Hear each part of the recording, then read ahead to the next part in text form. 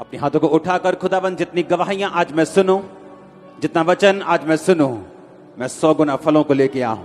ऊंची आवाज में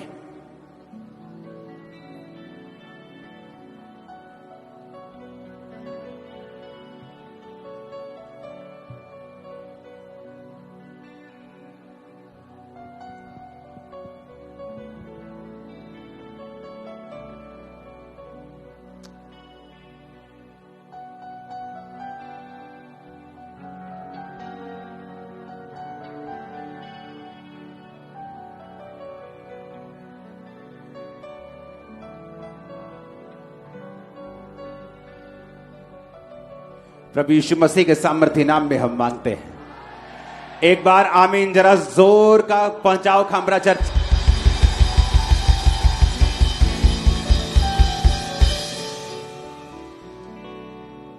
मेरा बिलीव है कि आज जो वचन आप सुनेंगे वो आपके स्पिरिट के अंदर एंटर करेगा।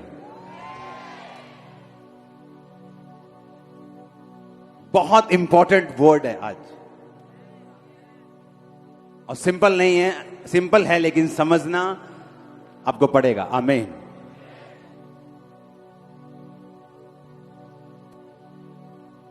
जीसस ने कहा कि तुम मेरे चुने हुए हो, तो कहता अपने उजाले को इतना चमकाओ कि लोग तुम्हें देखकर मेरे पिता की स्वर्ग में बढ़ाई करें।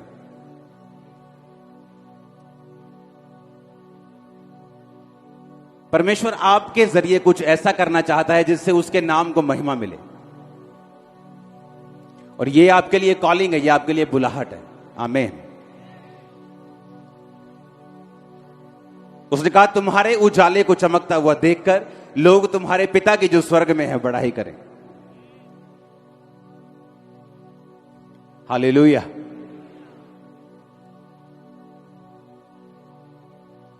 तो होना तो हमें दुनिया से अलग चाहिए।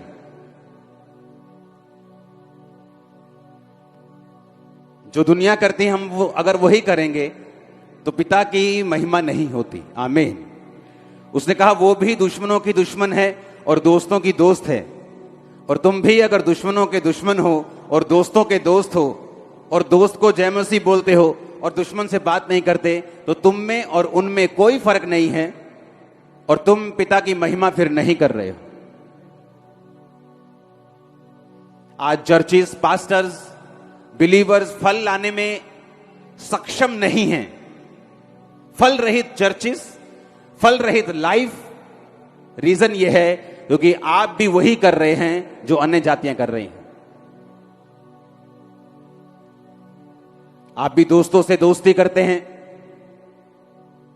दुश्मनों से नफरत करते हैं, तो आप में और अन्य जातियों में फिर क्या फर्क है? जब परमेश्वर ने यह कहा तुम सिद्ध बनो जिस तरह तुम्हारा स्वर्गीय पिता क्या है, सिद्ध है।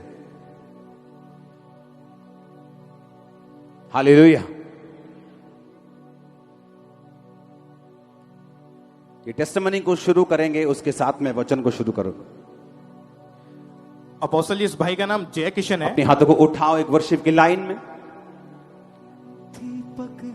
No no no, last para.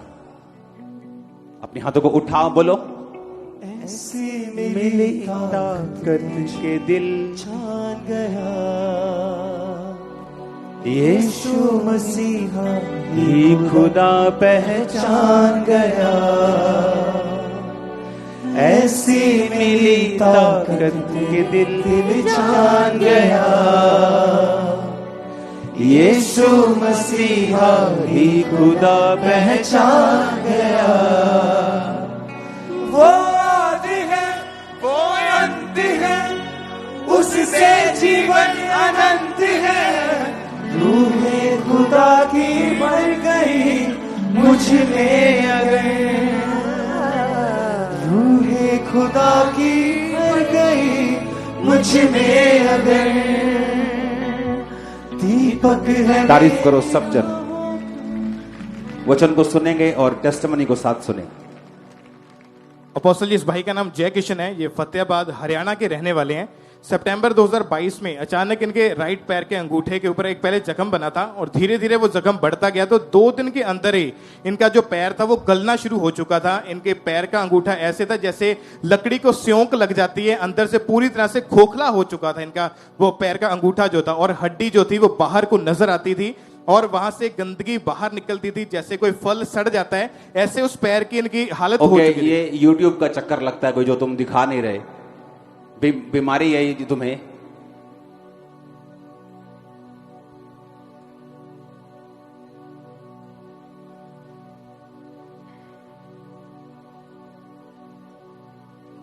हाँ। और अपोस्टल जी जब ये रोग बढ़ने लगा तो ये डॉक्टर के पास गए, हॉस्पिटल में जब इनको ले जाया गया, डॉक्टर ने पहले तो एक हॉस्पिटल में जवाब ही दे दिया, फिर इनको दूसरे हॉस्पिटल में लेकर गए। इनके अंगूठे का वहां पे डॉक्टर ने जब ट्रीटमेंट शुरू किया तो अंगूठा आगे से उसको काटना पड़ा और हॉस्पिटल में इनको एडमिट रहना पड़ा। इनका पैर जो था, जो अंगूठा, वो पूरी तरह से गल चुका था, हड्डी नजर आती थी। आपके अंगूठे को काटना पड़ा, डॉक्टर ने क्यों काटा उससे? अगर वो ना काटते तो क्या होता? इस पे डॉक्टर साहब इन्फेक्शन ज्यादा हो गया था तो वो कहते कि काटना पड़ेगा, इसके काटने से भी ये हल होएगा। और काट दिया और तभी भी आपका हीलिंग नहीं हुआ और वो जख्म बढ़ता गया। हाँ जी, हाँ जी। हड्डियां नजर आने लगी। हाँ जी। एक डॉक्टर, ध्यान से समझना, जब हीलिंग नहीं कर पाता कहता है भाई साहब इसे बड़े हॉस्पिटल में ले जाओ।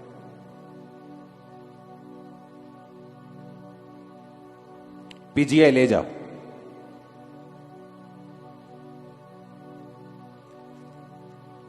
पर एक पास्टर अगर अपनी चर्च में केस हील नहीं कर पाता, कभी नहीं कहता बड़ी चर्च में चले जाओ।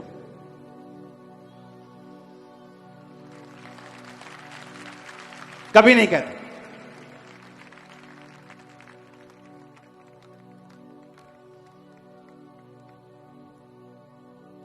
यूहन्ना 1 उसकी 35 से 42।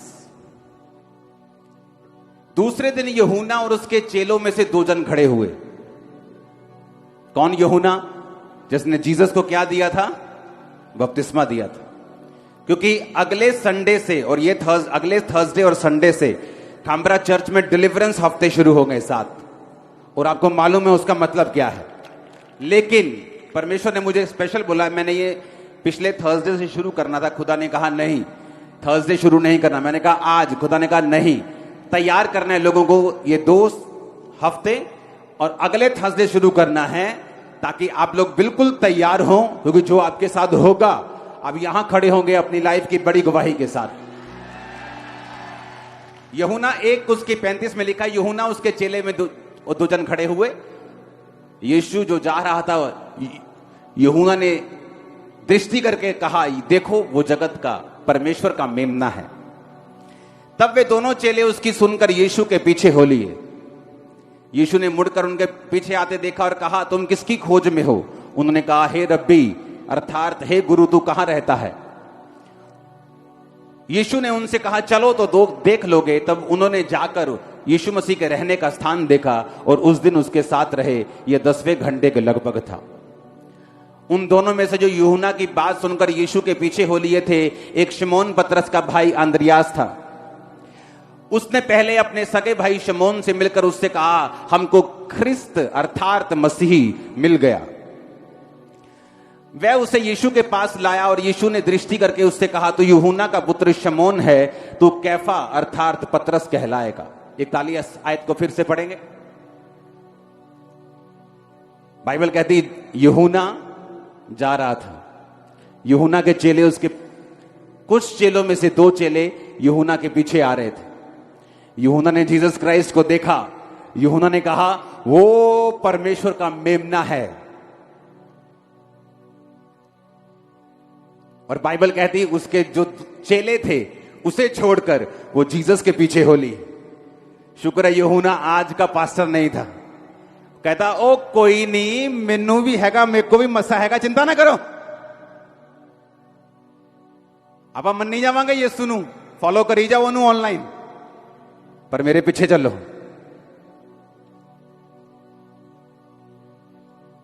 इसलिए मैंने कहा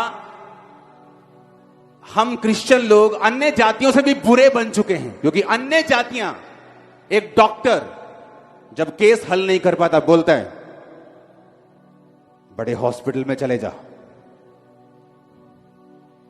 पर एक पास्टर कभी नहीं कहता कि मेरे वसों बाहर है, मेरी अनॉइंटिंग से बाहर है।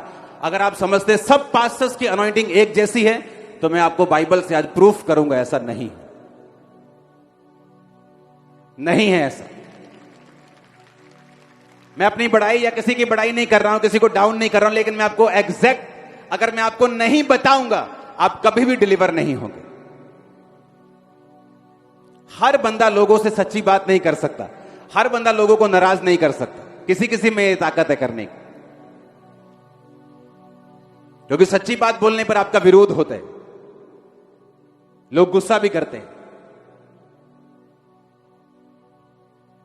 लिखा वो यूहन्ना की बात सुन के जीसस के पीछे हो ली, और देखो क्या हुआ। उनमें से एक चेला पतरस का भाई था, उसने पतरस को जाके बोला हमको मसीह मिल गया। कहता अच्छा चल मुझे साथ लेके जा। जैसे ही पतरस परमेश्वर के सामने आया, परमेश्वर ने कहा तू कैफा कहलाएगा।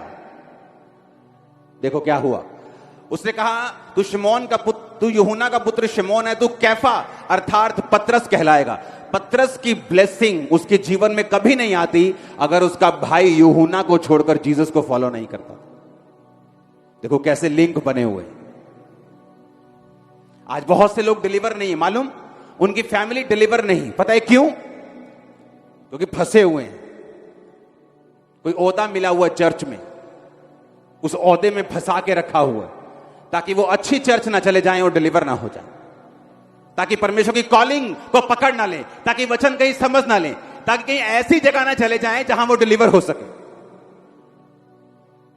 अच्छा ये अच्छा है, सेक्रेटरी बना दो, अच्छा इसे हेड बना दो, एल्डर बना दो, असिस्टेंट पास्टर। जाना नहीं चाहिए यहां से।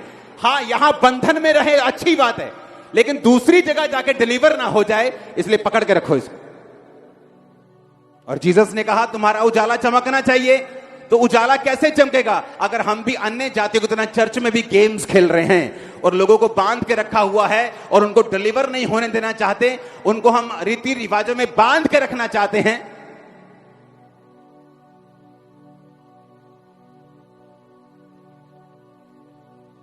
जिन्हें लगता है सब सेवक एक जैसे हैं, तो सुनो,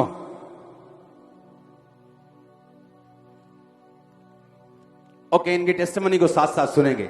ओके जब इनका अंगूठा कट गया, अंगूठा गलना शुरू हो गया, ज्यादा गल गया, वो फोटो हमारी स्क्रीन के सामने है, जब अंगूठा कटने के बाद और गल गया। दूसरी फोटो भी ओके, उसके बाद बताइए क्या हुआ।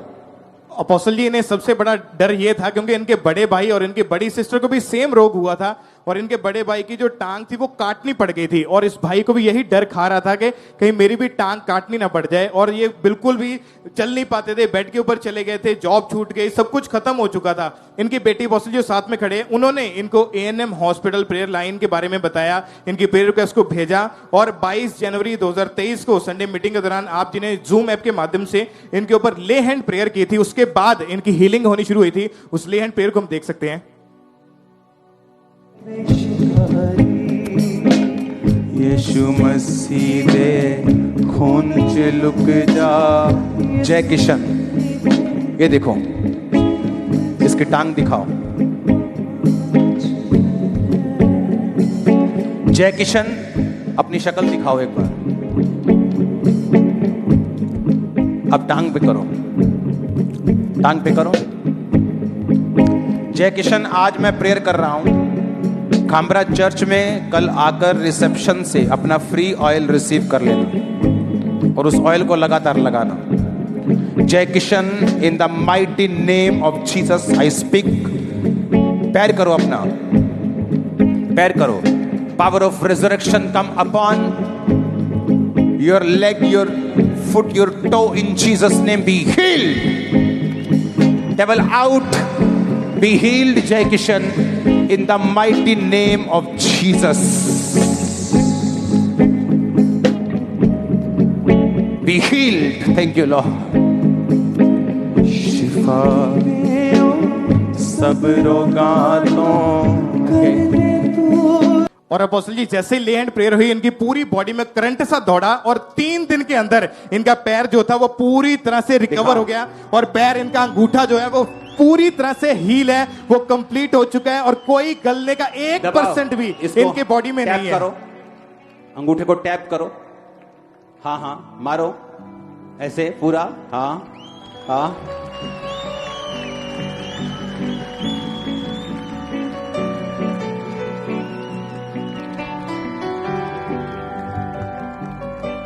देखा, तुम कभी विश्वास नहीं करते अगर मैंने कैमरा वर्क न किया होता। अगर मैं ऐसे दिखाता ना ये ऐसा था और ऐसा हो गया, तो बोलते नहीं ऐसा नहीं हो सकता। ये तो डॉक्टर्स ने जवाब दे दिया था, बहन भाई सबकी टांग काटनी पड़ी।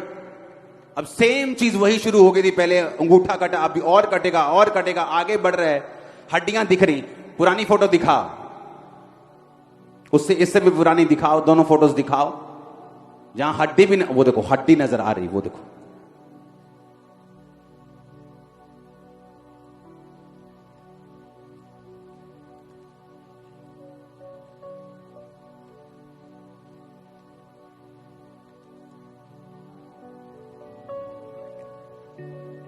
एक बार जब मैं जूम पर प्रेयर कर रहा था, वो फोटो दिखाओ जरा, और इस भाई की जो अभी फोटो है लाइव वो भी रहने दो। 2 फोटोज दिखाओ सिर्फ, एक जूम पे ले हैंड करते वक्त की और एक अब की।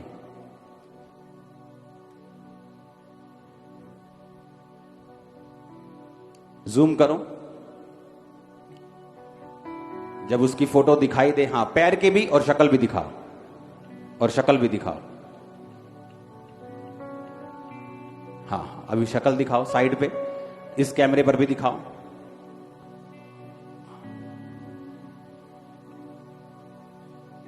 हाँ सुना,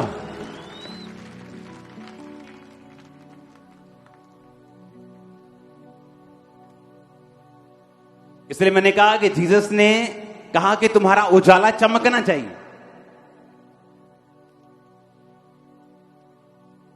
एक प्रोफेटिक वर्ड मैंने बटाला ब्रांच के लिए आपको फेसबुक के ऊपर दिया था, वो हम स्क्रीनशॉट देखेंगे, मैंने खींच के भेजा। बटाला ब्रांच के लिए जो स्क्रीनशॉट था 14 अगस्त को दिया था। कॉन्ग्रेचुलेशन फॉर बटाला ब्रांच, ये एक one of the biggest branch होगी इन जीसस नेम। ये प्रोफेटिक वर्ड मैंने दिया था। बटाला ब्रांच की आज ओपनिंग है, ओके, उसकी वीडियो देखेंगे। आज पहला संडे है वहां, ये पहला संडे देखो देखो देखो, अभी शुरू हुआ है, देखो।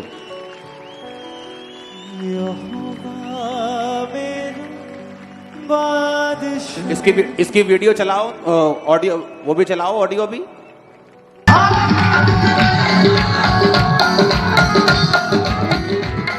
चलाओ चलाओ ऑडियो। सुनो, ये बटाला ब्रांच पहला संडे क्या है? ये कोई 5 साल पुरानी चर्च नहीं है कि वहां पे टेंट भरे पड़े हैं, लोग ओवरफ्लो हुए पड़े हैं। जितना टेंट लगा था उससे डबल लगाना पड़ा टीम को, सुबह भर गया था सारा। सुनो, जब एक आत्मिक व्यक्ति इस चीज को देखता है, वो देखता है कि अगर इस सेवकाई में इस लेवल पर परमेश्वर रूहों को बचा रहा है, अगर वो पास्टर, क्योंकि हर पास्टर बड़ी चर्च करने के लिए पैदा नहीं हुआ। अगर किसी की चर्च छोटी, इसका मतलब ये नहीं वो स्पिरिचुअल नहीं, पर वो स्पिरिचुअल है या नहीं उसकी निशानी होगी। अगर वो स्पिरिचुअल है और परमेश्वर का आत्मा जो बड़ी चर्चेस में या किसी बड़ी मिनिस्ट्री में कर रहा है, वो उसको अप्रिशिएट करेगा और उसका साथ देगा, ये उसकी निशानी होगी।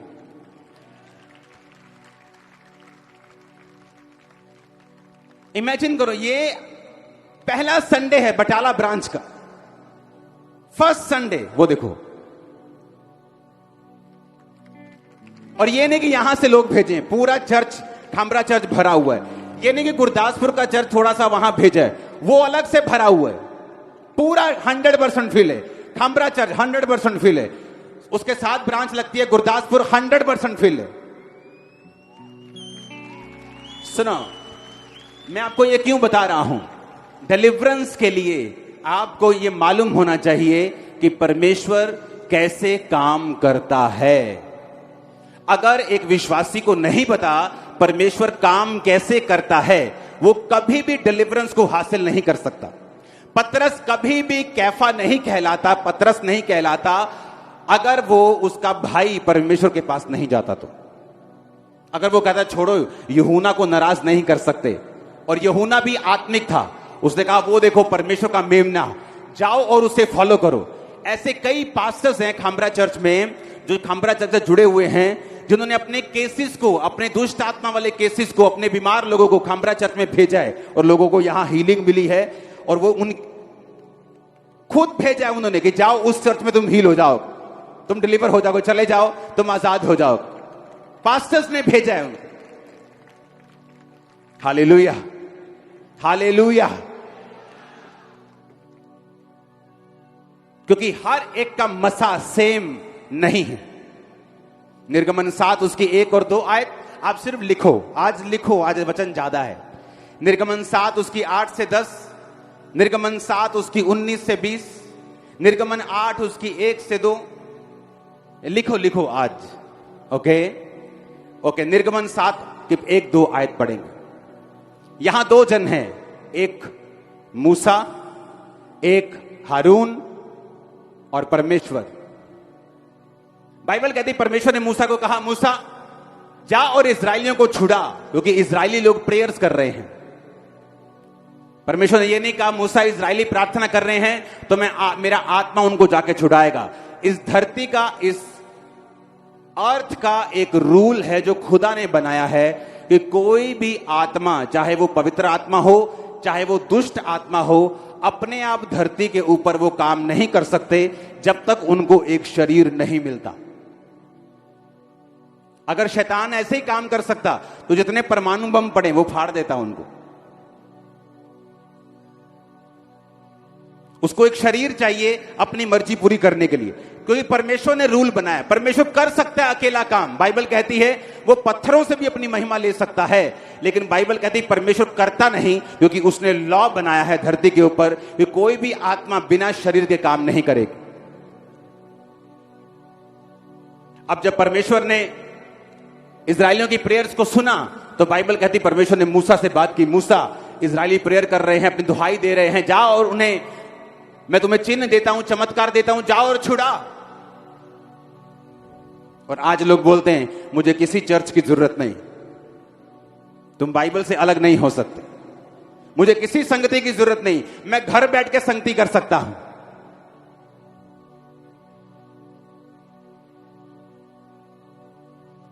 मैं आपको सच बात बताऊं, पवित्र आत्मा में हूं मैं अभी। जो लोग ऑनलाइन भी बैठे हैं ना, उनमें से बहुत से लोग ब्लेस नहीं होंगे, चाहे वो वचन मान रहे हो। पता है क्यों? एक तो ऑनलाइन है जो बंदा सियाचिन ग्लेशियर के ऊपर बैठा है, फौजी है, नहीं जा सकता चर्च, मजबूरी है, बर्फ में बैठा है, उसको ऑनलाइन चर्च खुदा छुएगा। एक ये बिल्कुल साथ बैठा है 2 किलोमीटर पे, ये खुरले किंगरे में, ये लामबड़ा में, ऑनलाइन देख रहे खामरा चर्च को। तुम लोग ब्लेस नहीं हो सकते, मैं आपको सच कह रहा हूं। पास्टर्स नहीं बचाते, वो लोगों को ऑनलाइन भी नाराज नहीं करता कि ऑनलाइन लोग बढ़ते रहें।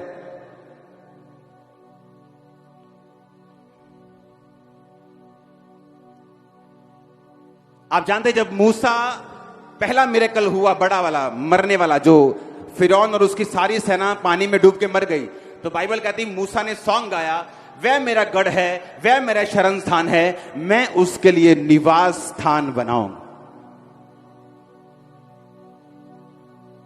परमेश्वर के निवास स्थान से जुड़े रहना। बाइबल कहती है तुम परमेश्वर के भवन में रोपे जाकर, यानी तुम परमेश्वर के भवन में बोए जाओगे, वहां पर रोपे जाओगे। जिस तरह हम चोने को, चावल को रोपते हैं, उसमें बोते हैं, लिखा तुम्हारा बोना परमेश्वर के भवन में होगा, और अगर तुम वहां नहीं बोए गए हो तुम फलवंत नहीं हो सकते। सच कह रहा हूं मैं आपको। ये ऑनलाइन तो उन लोगों के लिए है। एक नई औरत है जिसने परमेश्वर के वचन को माना है, उसको नया नया मालूम हुआ है, सारी फैमिली नॉन बिलीवर की है, उसे मालूम है पहले ही संडे घर में लड़ाई हो जाएगी, उसके लिए ऑनलाइन सर्विस। कि वो पहले ऑनलाइन देख रही। नए लोगों के लिए ऑनलाइन, जिन लोगों को लगता है कि चर्च में धर्म बदला जाता है, चर्च में ये होता है वो होता है, वो देखते हैं ऑनलाइन और देखते हैं कि ये तो सच है, सारा कुछ ऑनलाइन, सारा कुछ गवाहियों के एड्रेस बता रहे हैं, नाम बता रहे हैं, सारा कुछ दिखा रहे हैं। कब तक झूठ कोई बोल सकता है? हर संडे हर थर्सडे को झूठ बोल सकता है क्या? 1 साल 2 साल बोलता है, 20 साल का झूठ कोई बोल सकता है क्या? उनको यकीन होता नहीं परमेश्वर जीवित है, वो चर्च में आना शुरू करते। उनके लिए ऑनलाइन है, आलसियों के लिए नहीं, जो तुम लोग घर पे बैठे हो आलस के मारे। ये नहीं कि मेरा चर्च खाली हो तो मैं बोल रहा हूं, मेरा चर्च भरा है, ब्रांचेस भरी हैं, मैं बोल रहा हूं क्योंकि मैं सच्चाई बोल रहा हूं। इसीलिए लोग डिलीवर नहीं होते, क्योंकि लोगों ने, कुछ पास्टर्स ने फंसा के रखा है, कुछ विश्वासियों ने फंसा के रखा है। वो नहीं चाहते कि ये लोग अनॉइंटेड जगह पे जाएं, शैतान नहीं चाहता, और परमेश्वर इन्हें डिलीवर करे, आजाद करे। पतरस की डिलीवरेंस नहीं होती अगर उसका भाई परमेश्वर के पास नहीं जाता तो। Hallelujah, hallelujah. अब यहां पे 2 जन हैं, मूसा, हारून, परमेश्वर। इस्राएलियों ने दुहाई दी, परमेश्वर ने बंदा भेजा। आज भी जब आप प्रेयर्स करते हैं, आज भी जब लोग प्रार्थना करते हैं, परमेश्वर मुझे छुड़ा, मुझे चंगा कर, परमेश्वर आपको अनॉइंटेड जगहों की ओर पॉइंट करता है। जा चर्च में तू हील होगा, जा परमेश्वर के भवन में तू चंगा होगा। आमीन। अगर ऐसी हीलिंग हो सकती है, इमेजिन करो, वो अंगूठा देखो, ये बंद कर, ये दिखाना साइड पे, अंगूठा दिखाओ।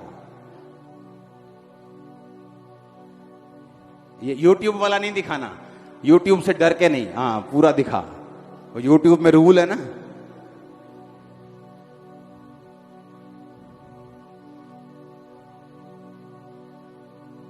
और अब का दिखाओ लाइव,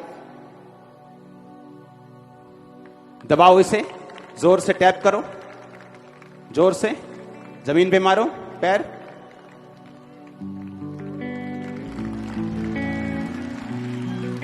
अब जब आपको यह मालूम होता है कि अनॉइंटेड जगहों की क्या वैल्यू है और परमेश्वर ने क्यों वो जगहें बनाई हैं,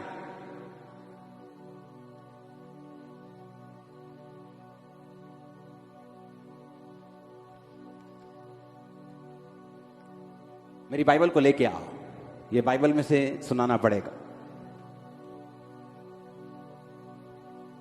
एक लेवल तक परमेश्वर ने हारून को इस्तेमाल किया, बोलो अपने पड़ोसी को। फिर उसके बाद परमेश्वर ने मूसा को इस्तेमाल की।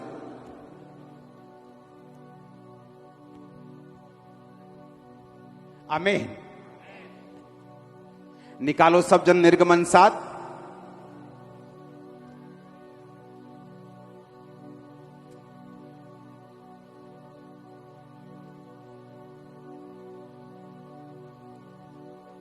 अब देखना, निर्गमन 7 में परमेश्वर ने कहा, मैं तुझे फिरौन के लिए प्रभु और तेरा भाई हारून तेरे लिए नबी ठहरेगा। यानी जब मूसा ने कहा मैं भद्दा हूं बोलने क्या, मैं नहीं जाऊंगा, तो परमेश्वर ने कहा तेरा भाई तेरे साथ जाएगा, तेरा भाई तेरे साथ जाएगा, मैं तुझसे बात करूंगा, तेरा भाई हारून से बात करेगा। चलो जी, हो गई बात, वो चले गए। अब परमेश्वर ने क्या कहा? परमेश्वर ने कहा कि मैं मिस्रियों के ऊपर विपत्तियां डालूंगा, मुश्किलें डालूंगा, और उसे देखकर वो अपना मन कठोर करता जाएगा जब तक मैं उनके पहलोठों को मारूंगा नहीं, फिर वो तुम सबको जाने देगा। निर्गमन 7 उसकी 8 से 10 आयत को पढ़े। यहोवा ने मूसा और हारून से कहा, जब फिरौन तुमसे कहे अपने प्रमाण का चमत्कार दिखाओ, तब तू हारून से कहना अपनी लाठी लेकर फिरौन के सामने डाल कि वो अजगर बन जाए। तब मूसा और हारून ने फिरौन के पास जाकर यहोवा की आज्ञा के अनुसार किया। जब हारून ने अपनी लाठी फिरौन और उसके कर्मचारियों के सामने डाली, तब वो अजगर बन गई। निर्गमन 7 उसकी 19 से 20। फिर यहोवा ने मूसा से कहा, हारून से कहे कि अपनी लाठी लेकर मिस्र देश में जितना जल है, उसकी नदियां, नहरें, झीलें, पखोरे सब के ऊपर अपना हाथ बढ़ा और उसका जल लहू बन जाए, और सारे मिस्र देश में काठ और सब भांति के जल पात्रों में लहू ही लहू हो जाएगा। किसको कह रहा है परमेश्वर? मूसा को कह रहा है कि हारून को कहे कि वो अपनी लाठी को बढ़ाए। अब निर्गमन 7 उसके 20 में लिखा, तब मूसा और हारून ने यहोवा की आज्ञा के अनुसार किया और लाठी को लेकर उसके फिरौन और उसके कर्मचारियों को देखते नील नदी के जल पर मारा और नदी का सब जल लहू बन गया। निर्गमन 8 उसकी 1 से 2। फिर यहोवा ने मूसा से कहा, फिरौन के पास जाकर कहे कि यहोवा तुझको इस प्रकार कहता है कि मेरी प्रजा के लोगों को जाने दे, जिससे वो मेरी उपासना करें। यदि तू ना जाने देगा तो सुन, मैं मेंढक भेजकर सारे देश में हानि पहुंचाऊंगा। निर्गमन 8 उसकी 5 से 7। फिर यहोवा ने मूसा को आज्ञा दी, हारून से कह दे कि नदियों, नहरों, झीलों के ऊपर लाठी के साथ हाथ बढ़ाकर मेंढकों को मिस्र देश में लेकर आए। अब तक परमेश्वर कह रहा था,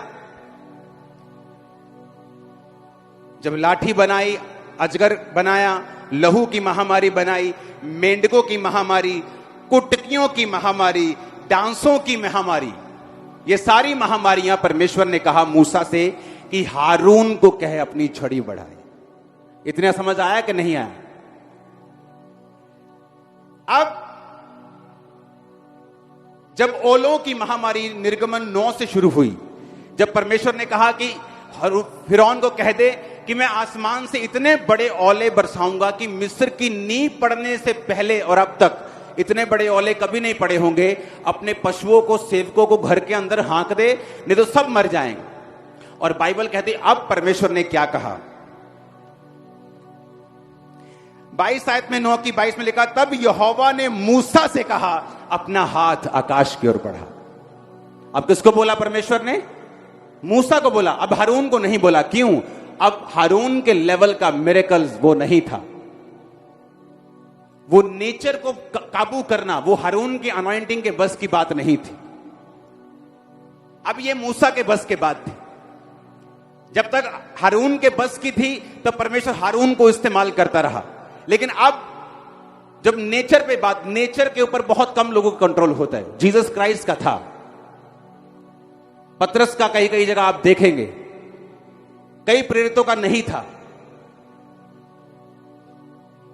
मूसा का था, हारून का नहीं था।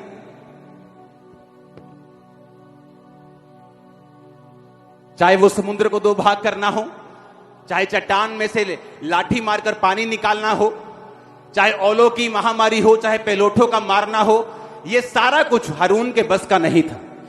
इवन तक कि जो शैतान के चेले थे वो भी एक लेवल तक चमत्कार कर रहे थे। उनकी लाठी भी अजगर बन गई, उन्होंने भी जल को लहू बना दिया। लेकिन एक समय आया कि मेंढकों का या और भी जो मिरेकल्स आगे आगे होते गए, वो कुछ कर पाए और कुछ नहीं कर पाए, उन्हें सिर्फ हारून कर पाया। एक समय आया जब हारून को परमेश्वर ने नहीं कहा, क्योंकि वो उसकी अनॉइंटिंग से अलग बात थी। अब परमेश्वर ने मूसा से कहा कि अब तू अपना हाथ बढ़ा और ओले बरसेंगे। हालेलुया। टिड्डियों की महामारी, ओलों की महामारी, पहलोठों के मरने की महामारी, ये सब परमेश्वर ने मूसा से बात की।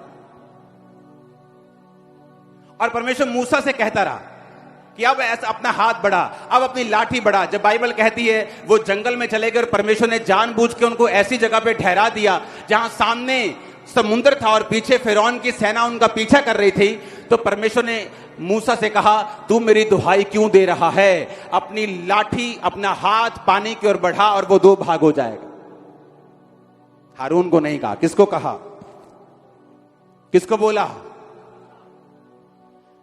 खुदा ने मूसा से बात की, अब तू ऐसा कर।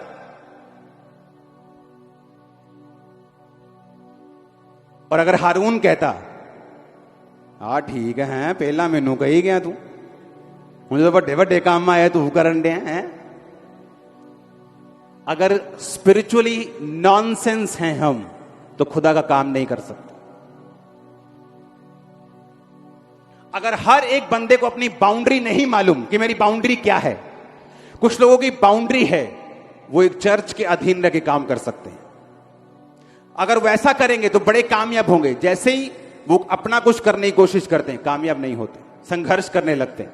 वो चीजें जो आसानी से उनकी लाइफ में आ रही थी अब उनको फाइट करके लेनी पड़ रही, और उन्हें लगता है कि परमेश्वर ऐसा करने की उनको इजाजत दे रहा है, जबकि परमेश्वर ने ऐसा कुछ नहीं कहा।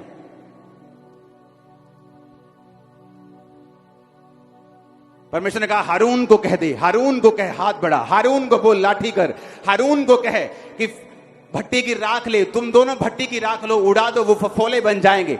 तुम मेंढकों पर अपना हाथ बढ़ाओ, हारून को बोलो, मेंढक आ जाएंगे। लेकिन एक समय आया, परमेश्वर ने कहा हारून को नहीं, अब मैं तुमसे कहता हूं, अपना हाथ आकाश की ओर बढ़ा, और बाइबल कहती ओले बरसे, ओलों के साथ आग गिरी, इतने बड़े बड़े ओले बरसे कि सब लोग मर गए जो बाहर थे, और लोगों ने परमेश्वर का भय माना। और बाइबल कहती वो सारे मिरेकल जो एक नेक्स्ट लेवल के थे वो मूसा ने किए, हारून ने नहीं किए। क्योंकि हर एक व्यक्ति की अनॉइंटिंग है, हर एक सेवकाई एक खास मकसद के लिए चुनी गई। हालेलुया।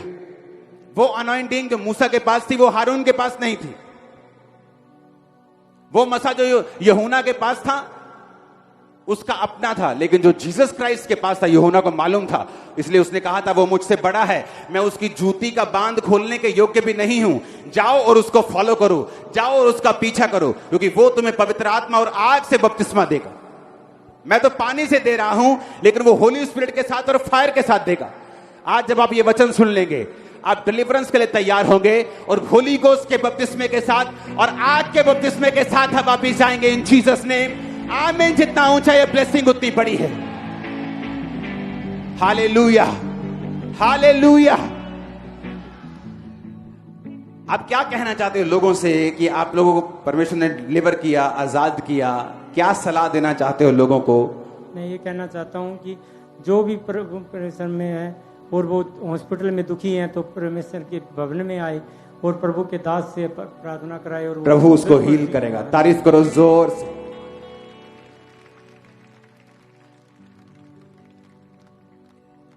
सोचना होगा, आमीन, कि 5 उंगलियां बराबर नहीं। परमेश्वर 5 को बराबर बनाता नहीं तो, लेकिन 5 बराबर नहीं। कोई बड़ी है, कोई छोटी है, कोई बहुत छोटी है, कोई अंगूठा है, कोई भी काम से रहित नहीं है। लेकिन अगर छोटी चीज सोचे मैं बड़ी क्यों नहीं हूं, वो काम नहीं बनने वाला। हालेलुया। आप बढ़ते हैं जब आप अपनी कॉलिंग की ओर देखते हैं, आप बुलाहट की ओर देखते हैं। प्रॉब्लम कहां है? जब हम आत्मिक लाइन में चलते चलते शरीर के अनुसार चलना शुरू कर देते। 2016 में अंदर चर्च लगता था, पूरा वो अंदर का बहुत बड़ा ग्राउंड भरता था, और मेरे पास लोग आए, कहते हमारे पास एक चर्च खुल गई है पापा जी, रोको, जानबूझ के खोल रहे हैं ताकि यहां के लोग वहां जाएं। मैंने कहा ये दुकान नहीं कि यहां के कस्टमर वहां चले जाएंगे, वहां के कस्टमर इधर आ जाएंगे। मैंने कहा अगर ये लोग खुदा ने दिए हैं, ये वहीं आएंगे जहां खुदा कहेगा। और इमेजिन करो 2016 में एक हॉल में हम बैठते थे, दिसंबर आते आते 9 हॉल में हम बैठने लगे थे। 8 ओवरफ्लो लग गए थे सिर्फ 2016 में।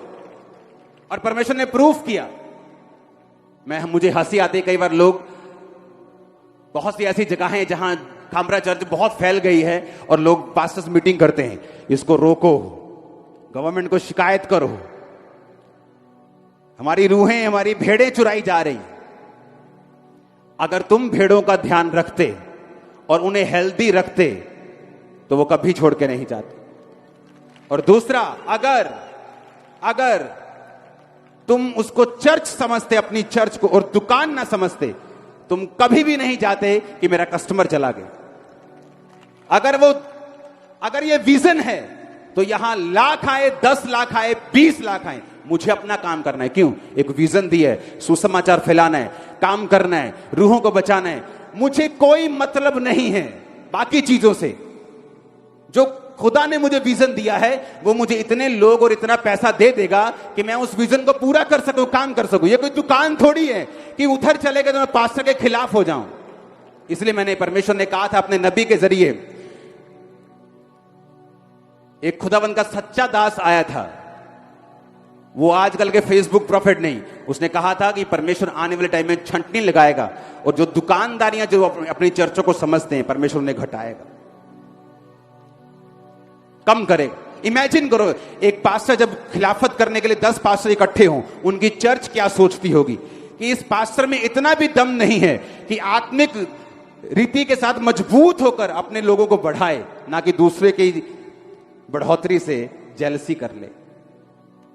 इमेजिन करो लोग क्या सोचते होंगे, कितना पुअर है वो पास्टर, कितना गरीब है वो, कितना बेचारा है वो अपने लोगों की निगाह में, और लोग उसके बारे में क्या सोचते हो। वो लीडर ही क्या जिसको बताना पड़े मैं लीडर हूं, मैं pastor, follow me, I am a pastor, follow me. कहां जा रहे हो? Follow me. वो पास्टर नहीं है, वो लीडर नहीं। लीडर चलेगा, लोग उसको फॉलो करेंगे, और वो बताएगा नहीं मैं लीडर हूं। उसके काम, उसके अगुवाई, उसके बोल बताएंगे वो लीडर है। आमीन। जिस लीडर को बताना ही पड़े वो लीडर है, जिस पास्टर को बताना ही पड़े कि वो पास्टर है, कि मेरे पीछे आओ, इस मिनिस्ट्री में आओ। तुम बुलाए नहीं गए हो, तुम दुकान खोल के बैठे। तुम्हें कड़वा लगेगा लेकिन यही सच्चाई है, क्योंकि अगर तुम परमेश्वर के या मैं परमेश्वर का बुलाया गया हूं तो मुझे कोई मतलब नहीं है जब एक व्यक्ति किसी और को फॉलो करे। हालेलुया। मैं अपना बेस्ट दूंगा, मैं अपनी लाइफ को खुदावंद में ऐसे चलाऊंगा कि लोग फॉलो करने पाए, उनको मालूम हो कि यह मेरा फाइनल बस स्टॉप है और खुदा यहां काम कर रहा है और मुझे यही आना है। आमीन।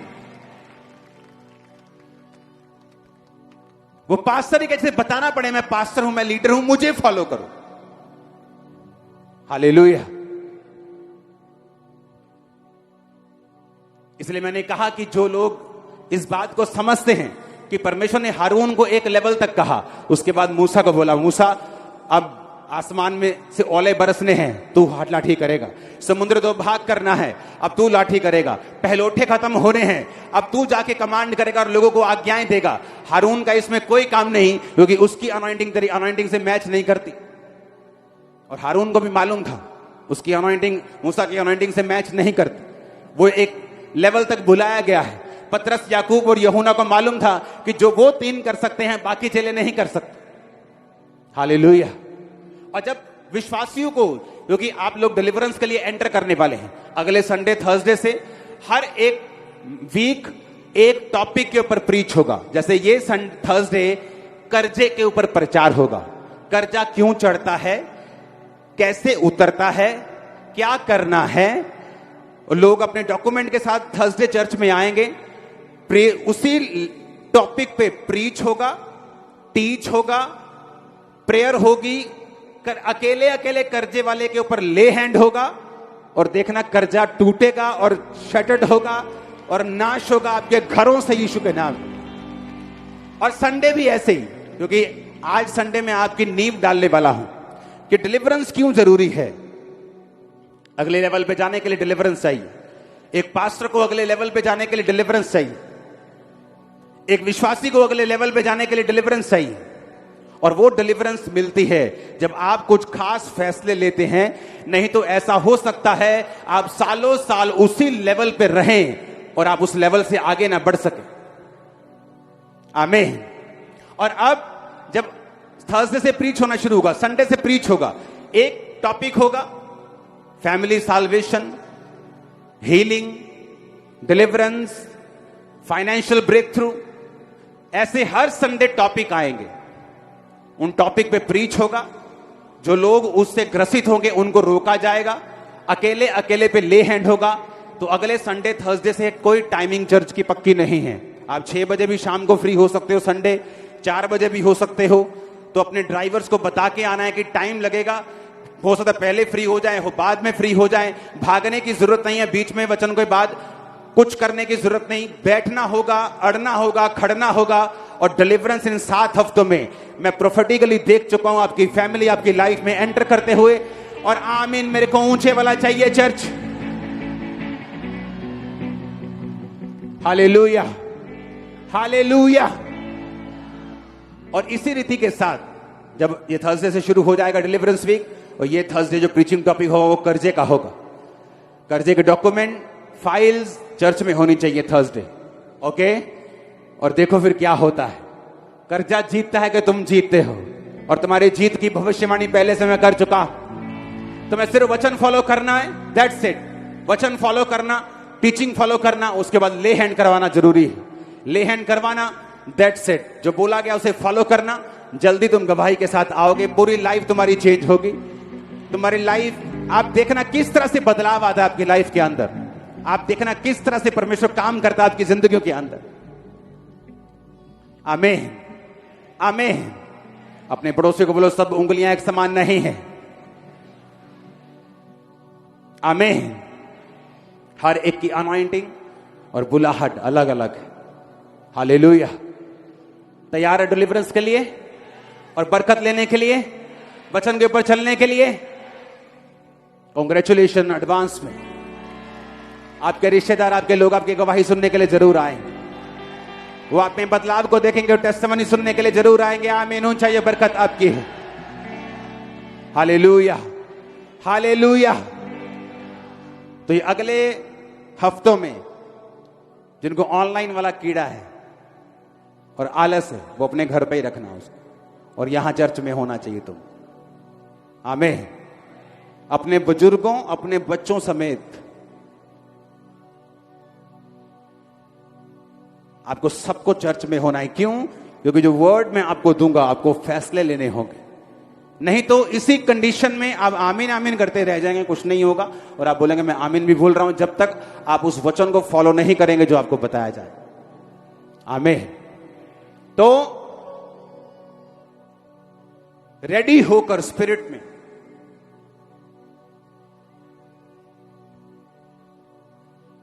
बिना लड़ाई के, बहस के, बिना फालतू बात किए चर्च में आना है। तुम्हें मालूम है कि डिलीवरेंस वीक शुरू है, अब तुम्हारे भाई ने जो गाली कभी नहीं तुमको दी वो भी देगा।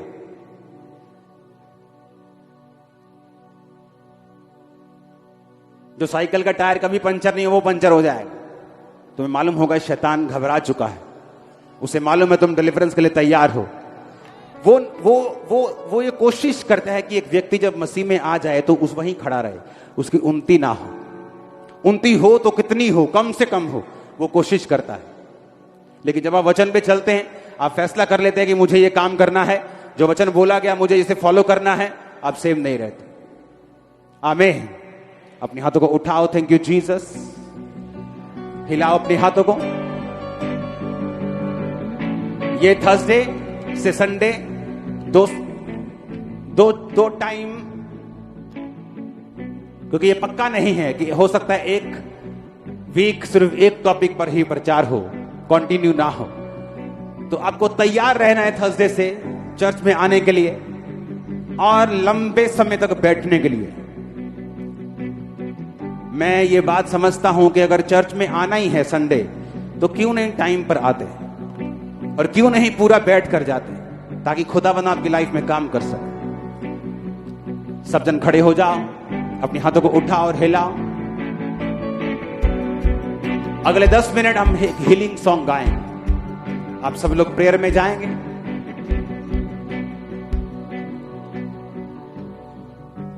सूखी हड्डियों जी उठो, यीशु के नाम में।